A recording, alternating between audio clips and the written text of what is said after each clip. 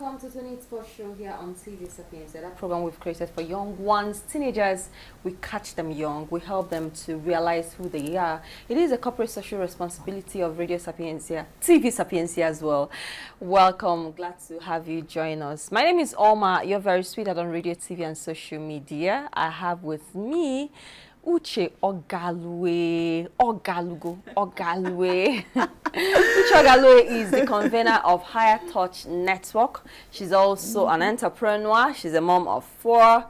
She's a public speaker. She's an author. She authored a book on self-confidence, you know, how to build your self-confidence. And today on the program, we'll be looking at emotional intelligence, how a teenager can actually build emotional intelligence. Uche, welcome. Thank you so much, Alma, sweetheart on radio and in real life. Thank you so much. And TV and social media. And everywhere, yes. Glad to have you join us. Glad to have you here with us. It's my pleasure. Okay, so Uche, let's look at emotional intelligence, because we've come to realize that the decisions people make is based on emotions. In fact, you can't even remove your emotions from making your decisions. Most times, people don't actually think things through before they hit, before they do something. They only start thinking when they have finished that thing they want to do. And you see, that's something that resonates with teenagers. You know, most times they don't even think before acting.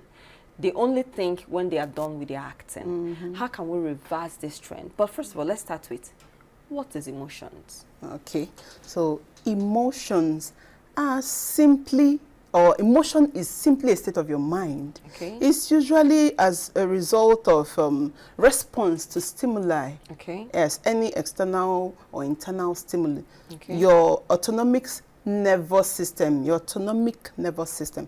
comes in play immediately. So the reaction or the response is like your digestive systems that you can't control how it works. That is for emotions, basically.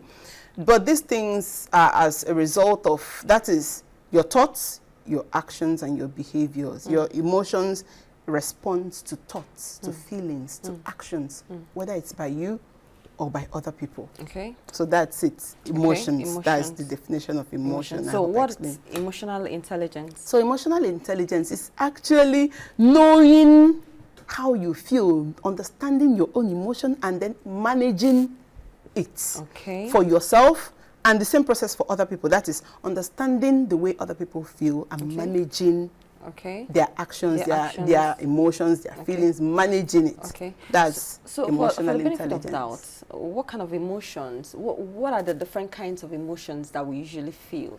There are six basic emotions that every human mammals feel. Yes, from birth, we have these emotions that are part of us. Things like joy, sadness, anger, surprise, disgust, contempt. These are the 6 basic emotions. Though there are some schools who say that there are 7 or 8, but these are the 6 basic that every other living, sorry, not living thing, that's mammals now. Yeah, mammals now.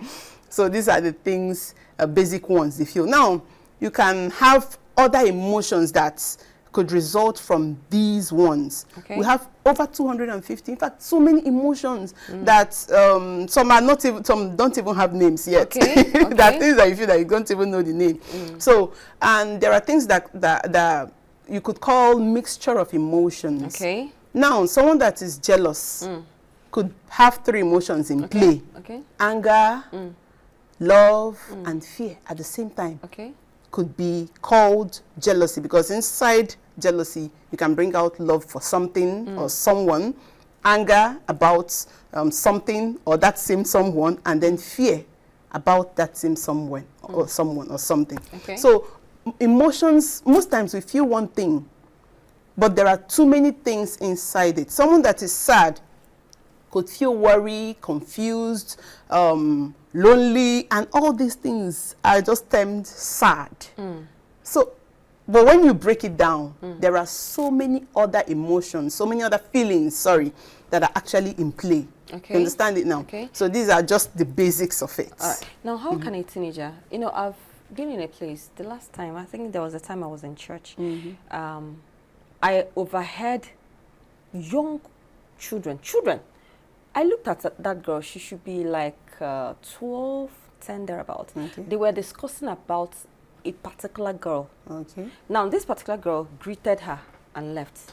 I'm talking about 12-year-old. Okay. Now, she was not saying, that this one, that she started greeting people, that before now, she doesn't greet people. And I was like, how 12-year-old? They're already discussing someone at the person's back. Yeah. So you see, these things, when it's not handled at that stage, that person grows up with it. Yeah. That's where you get to organization and you see people comfortably seated discussing someone. Yeah. Now, remember, this young girl greeted her and passed. Okay.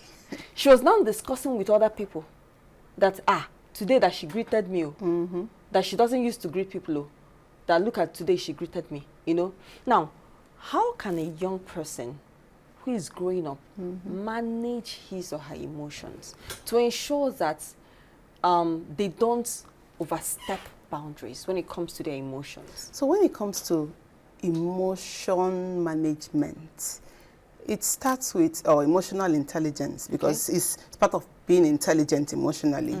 It starts with emotional awareness. Okay. Emotional awareness is the key. You can say self-awareness, because if you're not self-aware, you can't get emotional awareness. So let's start with self-awareness. But for emotions, we have to term it emotional awareness. You have to actually sit down to introspect, to look deep inside you, to watch around you, to see what is happening. These things that are happening, how do I feel about it? Okay. This thing that just happened now, what do I feel? This thing that I'm going through now, how do I feel about? It's just about understanding what is basically happening in and around you. That is emotional awareness. Yes. So when you talk about emotional awareness, there are basic things you do to become aware. Okay. Because you can't just say how you know. If you don't pick them one by one, you can't just begin to then become aware of your emotions. Okay. No.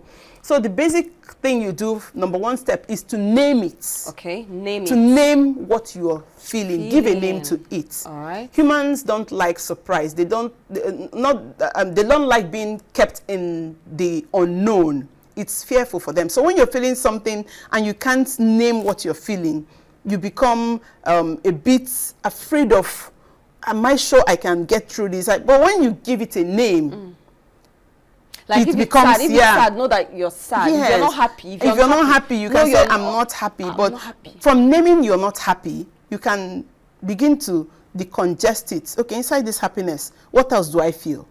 Where do I feel it in my body? Which part of my body do I feel this? Is there any other physical sensation I feel around this unhappiness? So by the time you name these things one by one, you can actually step down from that place you are to a lesser degree of what you're feeling, because already it has a name. Okay, so this is sadness, this is anger, this is happiness, this is, once you get to that point, you get to the next level, which is accepting what you're feeling. Okay, acceptance. Yes, Name it, then accept it. There is nothing wrong with feeling sad. There is nothing wrong with feeling unhappy. There is nothing wrong with feeling happy. We're not just talking about the pleasant ones now, but the unpleasant feelings. There is nothing wrong with them. It's nature's guidance for us to continue, engage and continue something, or to stop something. Without emotions, I can't even be here with you, because if I don't feel good about coming here, I won't want to come here. Yeah. So emotions are nature's guidance system for us.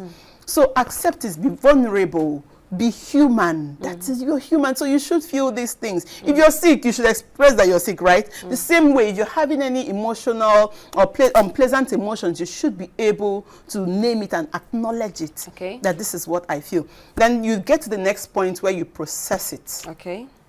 Now, this is the part you ask yourself a lot of questions. What did I do to get to this point? How did I contribute to this event? What would I do better? How would I rather act in the next time? How do I prevent this thing from happening? Do I want to continue feeling this way? Do I want to stop? Is there any need for me to stop feeling this way? So this is the basic way of getting aware of your emotions. Okay. Yes. Now, in talking about emotional intelligence, you know, dealing with others. Yeah. You know, when we're talking, I told you that there are people that their nature, by being toxic, they feel good when another person is not happy. Like, it kind of makes them happy, even though we're going to look at those particular individual on another discussion. Yeah. Like, so we can look at a way of helping them. Yeah. But for people who are, for a teenager now, in trying to develop people around you, your friends, your classmates, how can you navigate?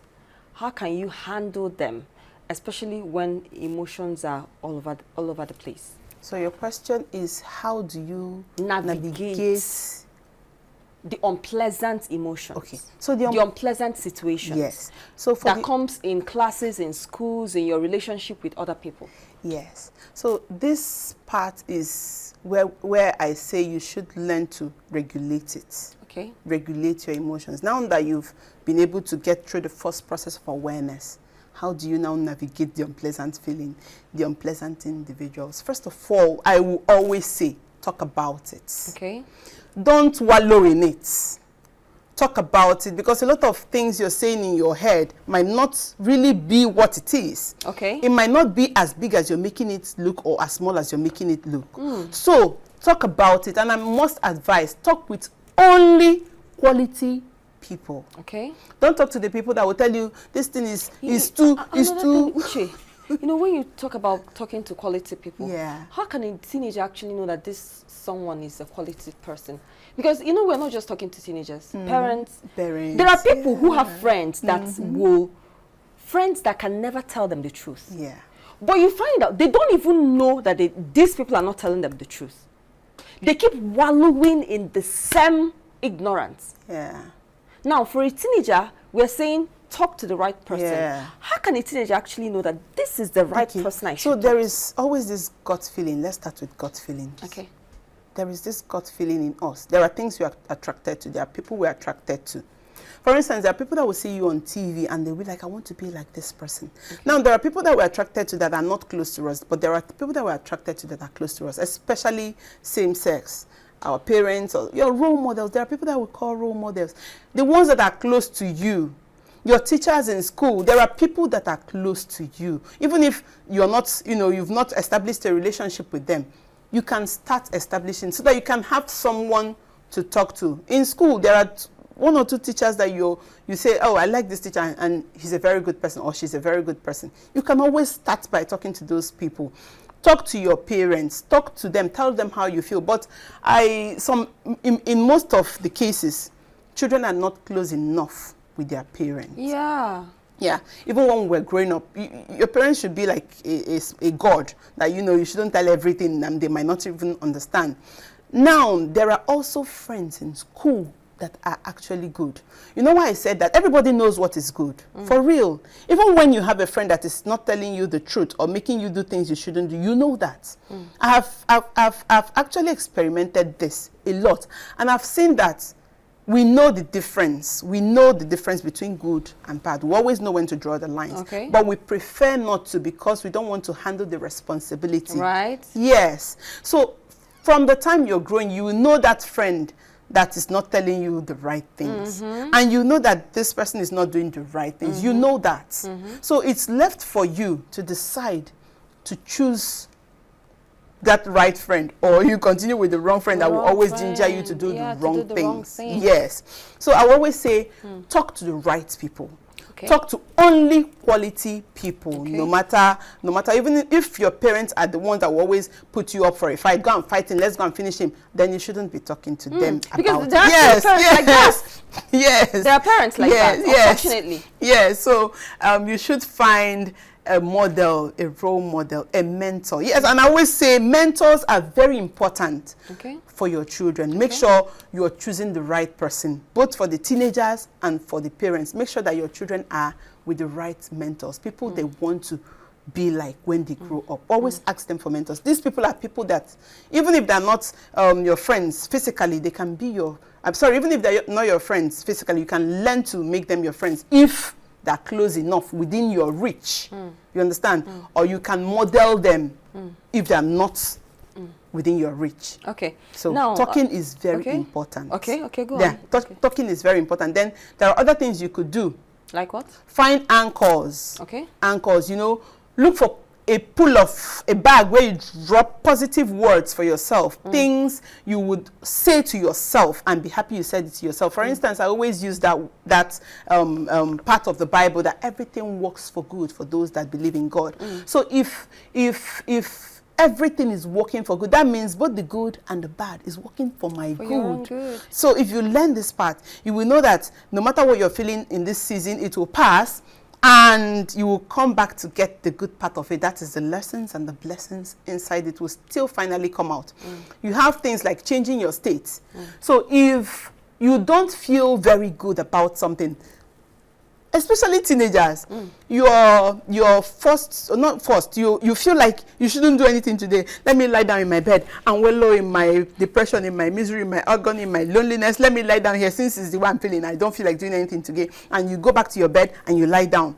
In fact, you should do the opposite of anything your body is telling you to do. Any unpleasant thing, yes. Okay. You should do the opposite of it. It's a must for you to actually navigate this. You should do the opposite. So if it's telling you to lie down, my dear, get up. Run. Get up. And if you're feeling too lonely, it's time to have strong, good social network of people. Join clubs, drama clubs, jet clubs. I don't know if they still church organizations. Church, oh, that is beautiful. Church organizations. There are organizations for young people, right? Even in your school, there are organizations. And outside school, there is something I've been thinking of. I don't know, maybe one of these days it will still come out, where young ones engage in community work. Community development. This gives you a sense of esteem, responsibility, purpose. You start early to actually do community work, stop traffic. It not just, it also builds your self-confidence. And you remember, people with unhealthy emotions have low self-confidence. True. Yes, it affects self-confidence. So when you engage in these things, they help to regulate your emotions. Also learn to leave that place, as in leave that vicinity. That is, if you are engaged in arguments and you're seeing that you're getting, learn to leave. Excuse yourself. Walk away. Excuse yourself from that place. At that point, maybe you can come back and then express yourself and put your point. But at that moment that you're seeing that it's getting heated, it's time to walk away, so that you fight for what is important and not what is not important. Wow. Okay. Amazing. Now, what's the role of parents?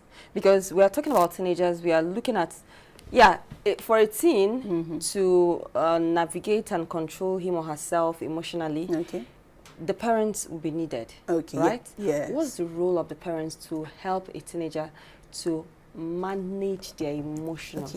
So I had this emotional seminar sometime in the past, and usually, you know, when parents take their children for activities, or they don't want to stay, they will leave you and then come back later. Every child there was so engrossed in it. Now, where are the parents that are supposed to be a part of this? Because when we talk about emotions, believe me, every single thing a child is learning, you're also learning. Yeah. Because we don't even know, it's not taught anywhere around us. So we keep learning. The few parents that happened to be there were the one thanking me for, because they were the one that was learning. In fact, they said, it wasn't even these children that finally learned. We learned. The children were learning, they were writing, the parents were. So you make it intentional, first of all, to learn. You don't give what you don't have. You can't. So if we go about our normal activities and not make it intentional to learn how to be in control of our emotions, to manage our emotions, how do we expect to teach our children that? So the role of the parents starts first by taking it upon themselves to learn to become emotionally intelligent. Because emotional intelligence is not just for you to manage people. It's going far. In fact, it has been proven that emotional intelligence leads you far more in life than intelligent quotient. Yes, it leads you far more. So if you want your child to succeed to a very great extent, you should be intentional about his emotional well-being, because emotional well-being will also cover for your physical, you know, it helps you to manage your physical, mental health, and every other part of you, from the dress you wear to the food you eat to everything about you, to the place you work, your school, the place you want your children to school. It's all about the way you feel about it. Yeah. If you don't feel good about it, you won't want them to do that. We're either running towards pleasure or we're running away from pain. Every part of us, everything about us. So we should be intentional about about our children's emotional well-being by being intentional first about our own emotional intelligence. What role should schools play? Schools is very important.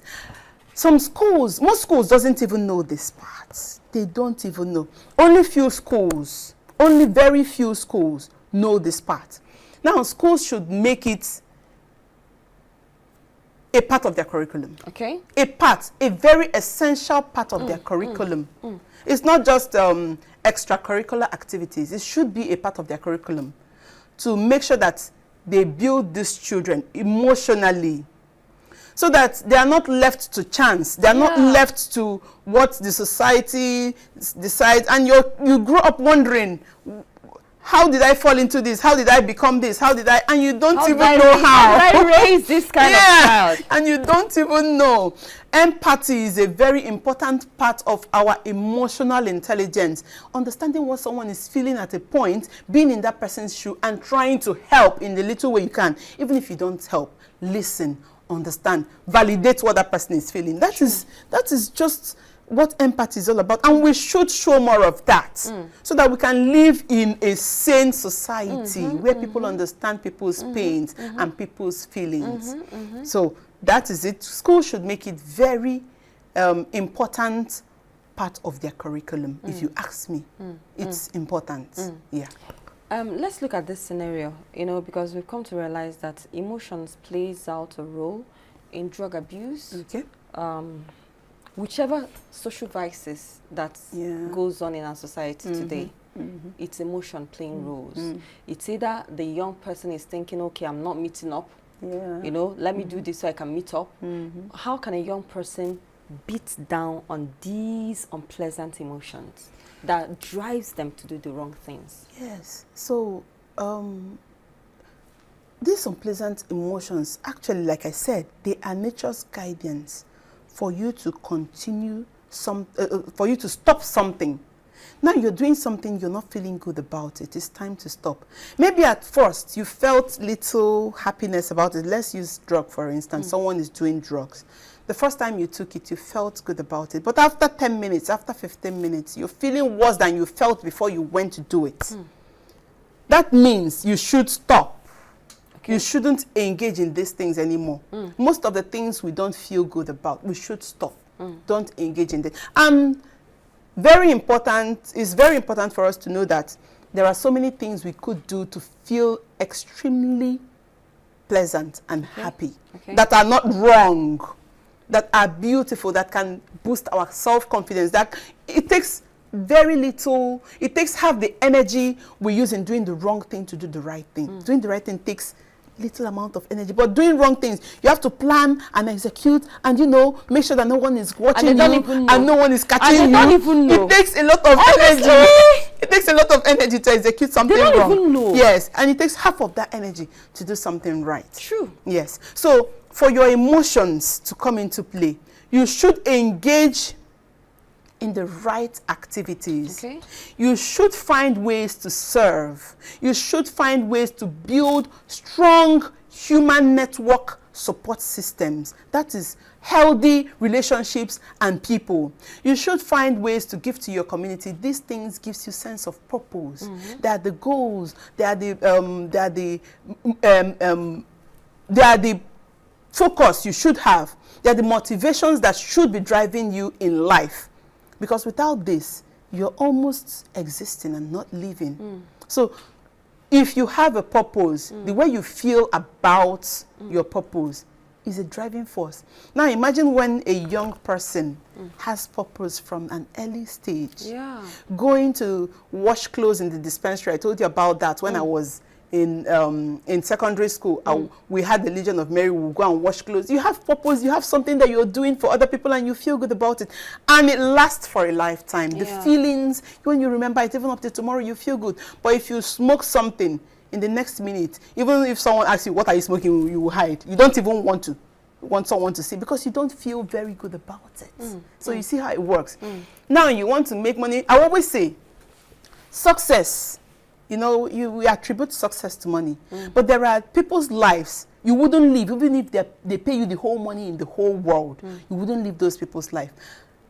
Now you have to actually, you know, put success in your own terms. It doesn't have to be someone's definition of success. Because a lot of people have been driven to do a lot of wrong things because they want to have money or be successful. The term now, yes, and money is the only thing that makes you successful, but it's not. A lot of people have money and they're not even successful, they're not even happy.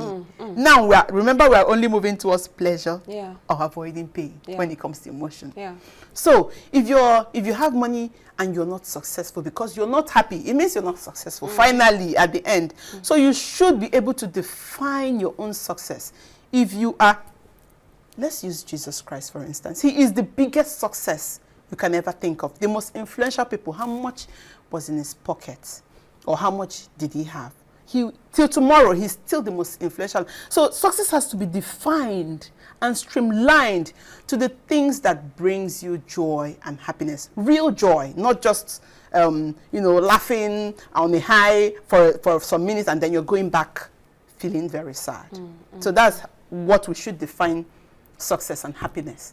And not just be relegated to what the society thinks it is. My producer just walked in and told us that our time is up. Yes. Thank you so much. Talk to you tomorrow. Yeah, we would definitely do this again because we have a lot of things to talk about.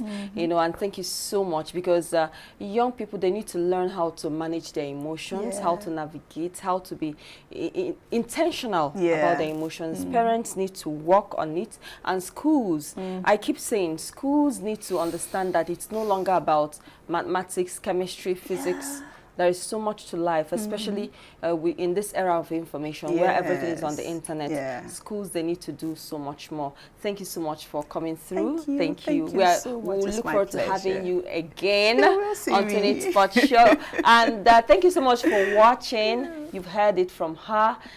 You need to learn how to navigate and manage your emotions because you go further when you are able to manage your emotions. Thank you once again. I can never stop saying thank you. God bless you. God bless you. All right. My name is Oma. You're very sweet on radio, TV, and social media. That was Uche Ogalue.